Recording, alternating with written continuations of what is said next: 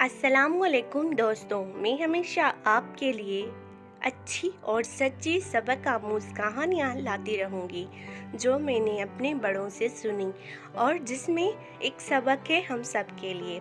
ऐसी ही नई नई कहानियाँ रोज़ लाती हूँ, इसलिए अगर आपने अभी तक मेरा चैनल सब्सक्राइब नहीं किया तो सब्सक्राइब कर लें और नोटिफिकेशन बेल भी ऑन कर दीजिएगा ताकि मेरी वीडियोस का नोटिफिकेशन आपको मिल जाए और आप मेरी वीडियो देख सको।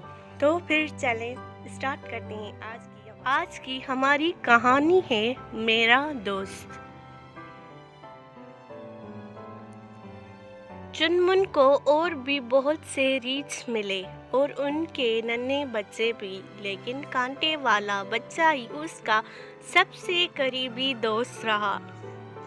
अहमद अदनान तारिक, ये चीन मुल्क के लोग कहानी है। उस वक्त वहाँ छोटे छोटे रीछनुमा जानवर नहीं पाए जाते थे जिनका रंग स्याह और सफ़ेद मिला जुला होता है। इन जानवरों को चीन में ज़ियांग माओ कहते हैं और हम उन्हें पांडा कहते हैं। उस वक्त हांस के घने जंगलों में रीछ रहा करते थे जिनकी खाल सफ़ेद और नर्म मुलायम थी और ऐसे चमकते थे जैसे आसमान से गिरने वाली नई नई बर्फ़। चीन में उन रीछों को हाईज़ियांग कहते थे जिसका मतलब था सफ़ेद रीछ। उस जंगल के करीब किसी गांव के एक छोटे से घर में एक किसान अपनी बीवी के साथ रहता था। उसकी एक नन्ही मुन्नी सी बेटी चुनमुन थी। गर्मियों में एक दिन चुनमुन अकेली जंगल के बाहर खेल रही थी। दरख्तों के छांव में ऐसी ठंडक थी जैसे बहते हुए झरने का पानी, और सब्जी पर जगह जगह गेंदे के जर्द फूल लहरा रहे थे। उसने सोचा, ये सुनहरी फूल जंगल में थोड़ा सा अंदर ही तो उगे हुए हैं, चंद लम्हों में ही मैं थोड़े से फूल तोड़ लूंगी। वो जंगल के अंदर फूलों को तोड़ने गई। जब उसने फूल तोड़ लिए तो वो ये देखकर हैरान रह गई, हर तरफ एक जैसे पगडंडियां थी। उसे बिल्कुल अंदाजा नहीं हो रहा था कि कौन सी पगडंडी उसकी घर की तरफ जाती थी। वो अभी कुछ सोच ही रही थी कि उसे पत्तों में सरसराहट सुनाई दी। उसे एक मासूम सा जानवर नजर आया जिसके दो बड़े कान थे। ये जंगल में पाया जाने वाला नन्हा हिरन था। चुनमुन को देखकर वो डर गया और दरख्तों के बीच भाग निकला। चुनमुन भी उसके पीछे भागी कि शायद ये उसे घर की तरफ ले जाए, लेकिन वो जल्द ही उसकी नज़रों से ओझल हो गया। अब तो चुनमुन बिल्कुल ही रास्ता भूल गई। अब उसे डर भी लगने लगा। उसी वक्त ऐसे आवाज़ें आईं जैसे कोई दर्द से गुराह रहा हो। वो आवाज़ की तरफ गई ताकि जो भी तकलीफ़ में हो उसकी मदद कर सके।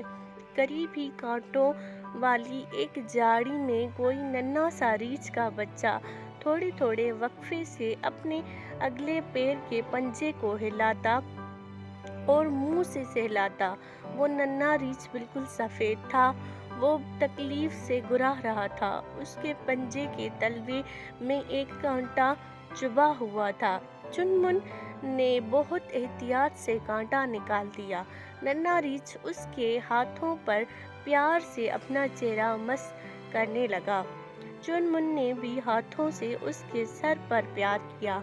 उस लम्हे एक बहुत बड़ी सफ़ेद मादा रीछ गुर्राती हुई तेज़ी से दरख्तों से निकली, लेकिन जब उसने देखा कि उसका बच्चा एक नन्ही बच्ची के साथ खेल रहा है तो उसका गुस्सा झाग की तरह बैठ गया। उसने अपने थोड़ी से पहले अपने बच्चे को और फिर चुनमुन को प्यार किया जैसे वो भी उसकी बच्ची हो।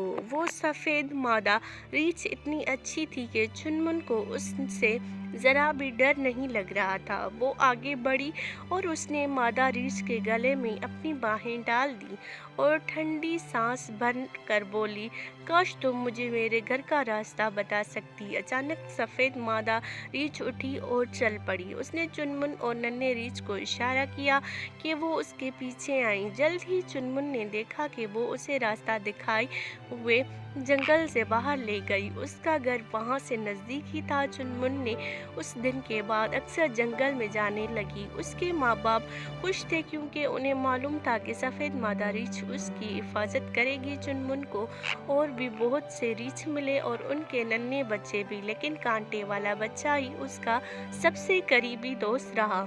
وہ اسے نیاؤ نیاؤ کہتی تھی، جس کا مطلب تھا بہت ہی نرم ملائم، کیونکہ اس کی کھال بہت نرم اور خوبصورت تھی۔ نیاؤ نیاؤ کی ماں نے چنمن کو ایک بہت بڑے درخت کے تنے میں بنا ہوا اپنا گھر بھی دکھایا۔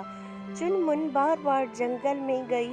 وہ ریچھ کے ننھے بچوں سے کھیلتی اور جنگل کے طور طریقے سیکھتی، اور رات ہونے سے پہلے نیاؤ نیاؤ کی ماں حفاظت سے اسے جنگل سے باہر چھوڑ آتی۔ موسم بہار کی ایک سحر کو چنمن نیاؤ نیاؤ کے گھر بیٹھی تھی۔ وہ ریچھ کے ننھے بچوں کو کھیلتا ہوا دیکھ رہی تھی۔ اچانک اسے ایسا لگا جیسے کوئی خونخوار جانور ہنس کے درختوں میں چھپا بیٹھا ہے۔ پھر اسے ایک سرخ آنکھوں والا چہرہ نظر آیا، پیلے رنگ کے لمبے لمبے دانتوں والا خوفناک چیتا، جس کے چھوٹے چھوٹے کان مڑے ہوئے تھے اور اس کی کھال پر دھبے تھے۔ چنمن اٹھ کر چلانے لگی۔ وہ ریچھ کے ننھے بچوں کو خبردار کر رہی تھی، لیکن تب تک اسے دیر ہو چکی تھی۔ نوکیلے دانتوں اور تیزی سے ہلتی دم والا بھوکا چیتا نیاؤ نیاؤ پر پل پڑا تھا۔ چنمن کے دل میں نیاؤ نیاؤ کے لیے اتنی محبت تھی کہ وہ ڈری نہیں۔ اس نے ایک بڑا پتھر اٹھایا اور زور سے چیتے کو دے مارا۔ وحشی جانور نے غصے سے اپنا شکار چھوڑ دیا اور غراتا ہوا چنمن پر پل پڑا۔ اتنی دیر میں سفید مادہ ریچھ بھی بجلی کی تیزی سے وہاں پہنچ گئی۔ چیتا اس کے غصے کو دیکھ کر میدان چھوڑ کر بھاگا، لیکن بھاگتے ہوئے اس نے اپنے نوکیلے پنجوں سے چنمن پر وار کیا اور اسے زمین پر گرا دیا۔ نیاؤ نیاؤ کی ماں بھاگتی ہوئی چنمن کے پاس آئی اور اسے پیار سے چاٹنے لگی اور کوشش کرتی رہی کہ وہ اٹھ جائے، لیکن چنمن کے جسم پر کوئی حرکت نہ ہوئی، کیونکہ اس نے اپنی جان دے کر نیاؤ نیاؤ کی زندگی بچا لی تھی۔ پورے جنگل میں اس واقعے اور چنمن کے مرنے کی خبر پھیل گئی۔ مشرق، مغرب، شمال اور جنوب کے سمتوں سے بینسیوں میلوں کی دور سے غم سے نڈھال سفید ریچھ اکٹھے ہو گئے۔ وہ روتے ہوئے اپنے دوست کو یاد کر رہے تھے۔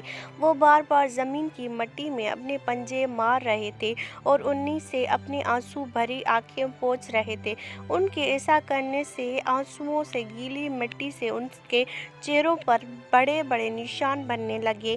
پھر انہی پنجوں سے انہوں نے اپنی چھاتیاں غم سے کوٹیں تو ایسے نشان ان کے جسموں پر بھی پڑنے لگے۔ اس دن کے بعد آج تک چین میں سفید ریچھ نہیں پائے جاتے، بلکہ سفید اور سیاہ دھبوں والے چتربندے ریچھ زیانگ ماؤ ہوتے ہیں، جنہیں ہم پانڈا کہتے ہیں۔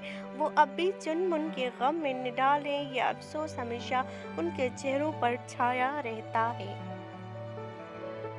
آپ کو ہماری آج کی کہانی کیسی لگی کمنٹ میں ضرور بتائیے گا۔ ویڈیو پسند آئے تو لائک ضرور کر دیجیے گا۔